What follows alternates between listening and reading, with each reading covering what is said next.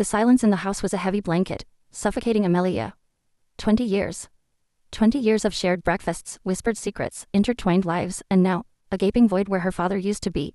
He had left. Not just for a business trip, not just for a weekend getaway, but permanently. For her. For the woman he called his soulmate, a term Amelia now spat in her mind like a bitter pill.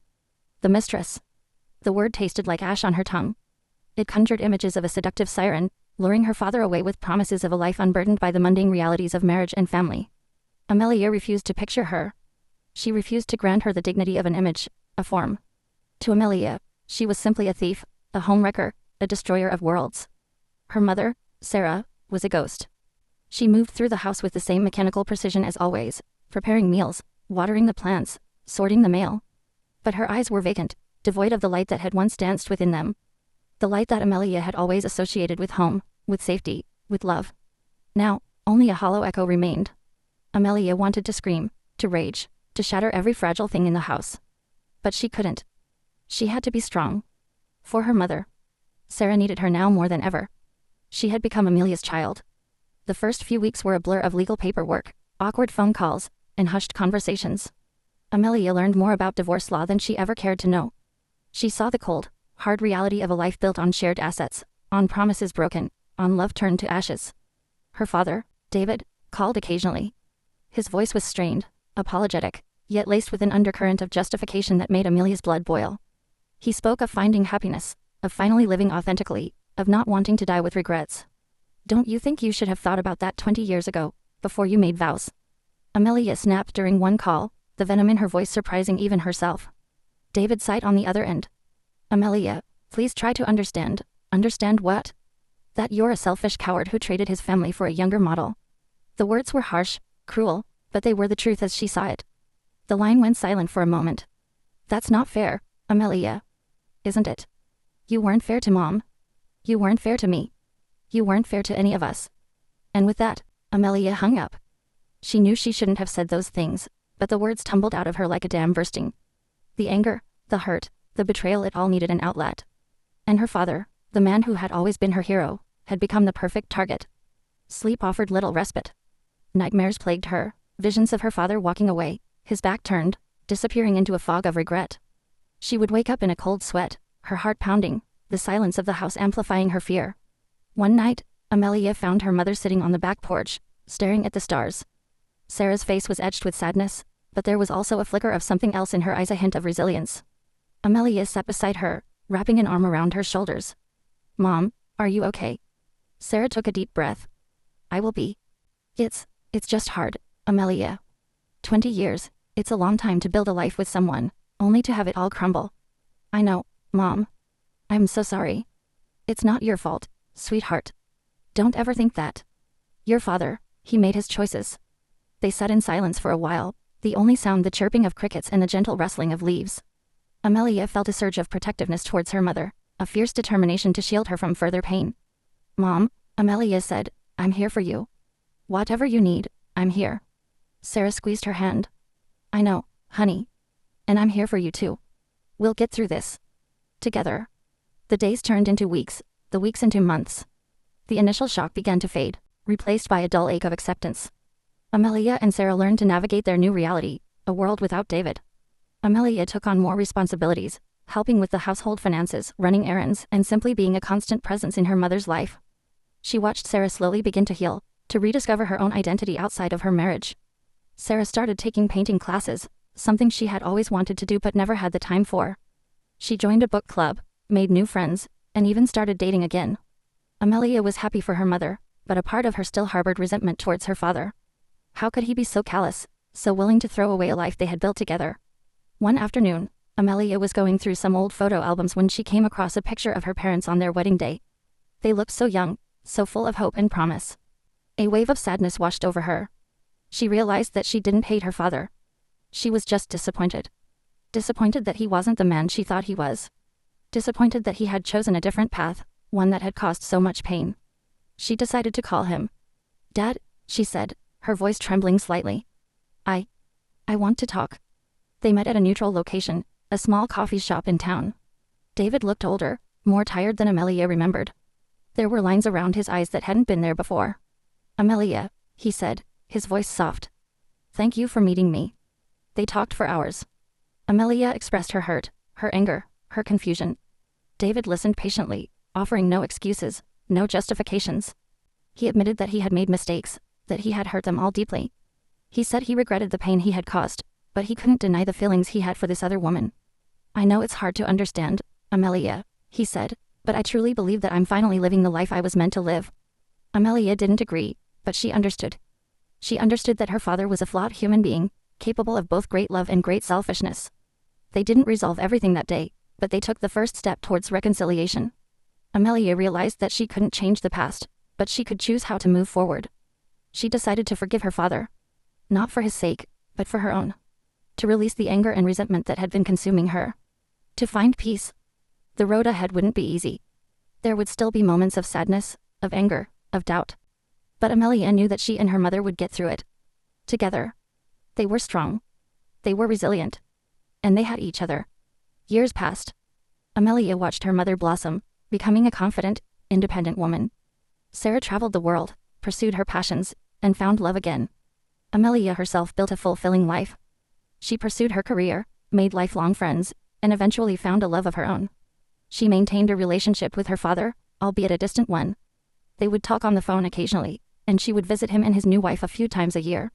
She never fully understood his choices, but she accepted them. She realized that everyone is on their own journey, searching for happiness in their own way. And in the end, that's all that really matters.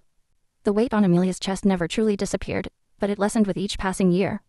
The jagged edges of her heart, once shattered by betrayal, slowly began to smooth over. The scar remained, a permanent reminder of the pain she had endured, but it also served as a testament to her strength, her resilience, and her capacity for forgiveness. The mistress, once a shadowy figure of resentment, faded into the background, becoming a mere footnote in the larger narrative of Amelia's life. The focus shifted, turning towards the future, towards the possibilities that lay ahead. Amelia learned that families can take many forms. They can be bound by blood, by shared experiences, or simply by the unwavering love and support that they offer one another. And sometimes, the families we choose are stronger than the ones we are born into. She also learned that forgiveness is not about condoning the actions of others, but about freeing ourselves from the burden of anger and resentment. It's about letting go of the past and embracing the present, with all its imperfections and possibilities.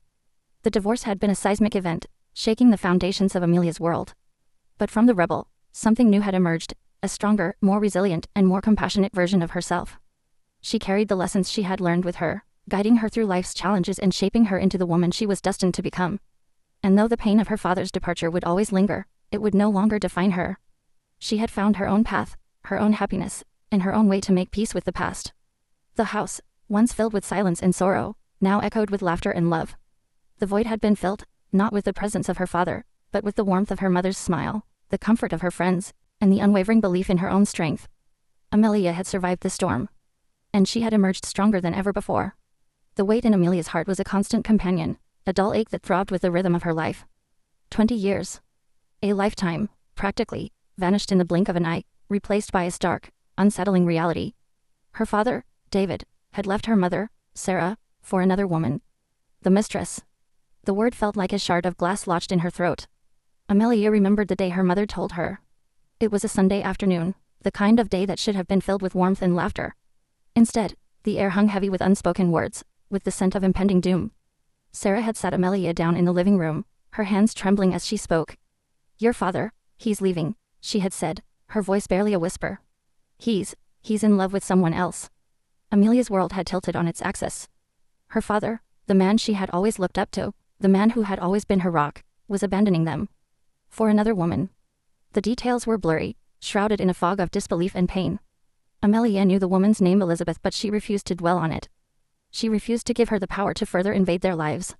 The days that followed were a whirlwind of legal proceedings, awkward silences, and strained conversations.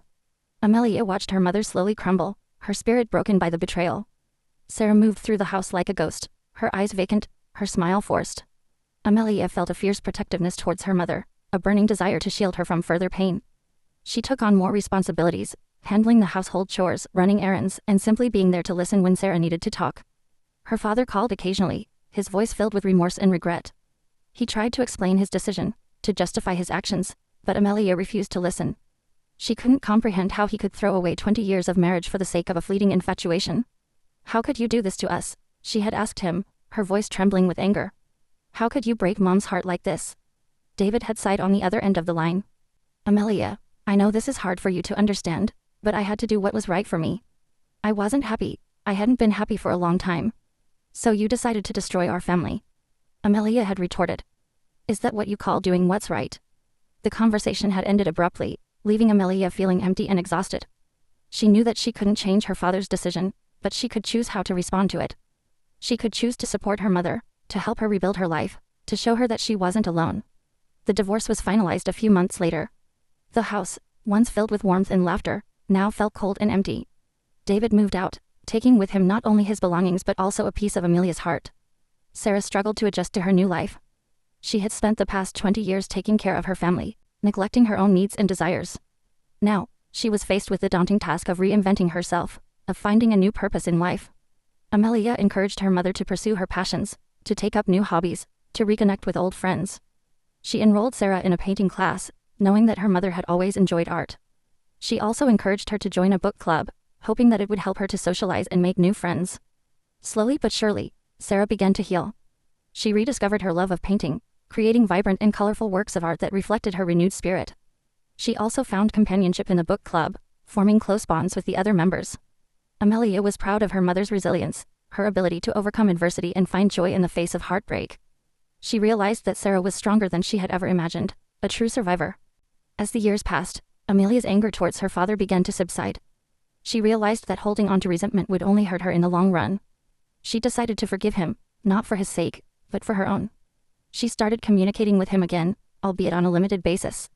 They would talk on the phone occasionally, discussing their lives and sharing updates. Amelia even visited him in Elizabeth once, trying to keep an open mind. She never fully understood her father's decision, but she accepted it. She realized that people make mistakes, that they are often driven by their own insecurities and desires. She also understood that holding on to anger and resentment would only poison her own soul. Amelia focused on building her own life, pursuing her career and nurturing her relationships. She met a wonderful man, fell in love, and eventually got married. She started her own family, filling her life with love and laughter. She never forgot the pain of her parents' divorce, but she refused to let it define her. She learned from the experience, becoming a stronger, more compassionate, and more resilient person. She also learned the importance of forgiveness, of letting go of the past and embracing the future. She realized that holding on to anger and resentment would only hold her back, preventing her from moving forward. Amelia's relationship with her mother grew even stronger in the years following the divorce. They became each other's confidants, supporting each other through thick and thin. They shared a bond that could never be broken, a bond forged in the fires of adversity. Sarah eventually found love again, marrying a kind and gentle man who treated her with respect and admiration. Amelia was thrilled for her mother, knowing that she deserved to be happy. As Amelia looked back on her life, she realized that the pain of her parents' divorce had ultimately made her a better person. It had taught her the importance of forgiveness, resilience, and the power of love. She had survived the storm, and she had emerged stronger than ever before. The mistress, once a source of anger and resentment, was now a distant memory. Amelia had moved on, building a life filled with love, happiness, and purpose. She had forgiven her father, not condoning his actions, but accepting them as part of his own personal journey. She had also forgiven herself for the anger and resentment she had harbored for so long. Amelia had learned that life is full of challenges, but it is also full of opportunities. It is up to us to choose how we respond to those challenges, to find the opportunities hidden within them. She had chosen to embrace the future, to let go of the past, and to live her life to the fullest. And in doing so, she had found peace. Years spun into decades, each one layering upon the last like rings on a tree, each ring telling a story of growth, hardship, and resilience. Amelia, now a woman of considerable age, sat on the porch of her cozy cottage, the same porch where she had once found her mother staring at the stars, lost in grief and confusion. The setting sun cast long shadows across the lawn, painting the sky in hues of orange, pink, and purple. Amelia watched the spectacle with a sense of contentment, a feeling that had been hard-earned over the years. The pain of her parents' divorce had faded, but the lessons she had learned remained etched in her heart. She had learned the importance of forgiveness, the power of resilience, and the enduring strength of love. She had also learned that life is unpredictable, that it can throw unexpected challenges our way. But it is how we respond to those challenges that ultimately defines us. Amelia had chosen to respond with courage, with compassion, and with an unwavering belief in the goodness of humanity. She had built a life filled with love, laughter, and purpose, a life that she was proud of. Her children and grandchildren often visited her at the cottage, filling the house with their energy and laughter. Amelia cherished these moments, knowing that family is the most important thing in life. She had maintained a relationship with her father, although it remained somewhat distant. They talked on the phone occasionally, and she visited him and Elizabeth a few times a year. Amelia had come to accept Elizabeth, recognizing that she had brought happiness into her father's life. She had even developed a grudging respect for her, admiring her strength and her independence. Sarah, too, had found happiness again. She had remarried, finding a loving and supportive partner who cherished her for who she was. They traveled the world together, exploring new cultures and creating lasting memories. Amelia often thought about the day her mother had told her about the divorce. It had been a turning point in her life, a moment that had changed everything. But it had also been an opportunity for growth, a chance to become a stronger and more resilient person. She had survived the storm, and she had emerged stronger than ever before. And as she sat on her porch, watching the sunset, Amelia knew that she had found peace.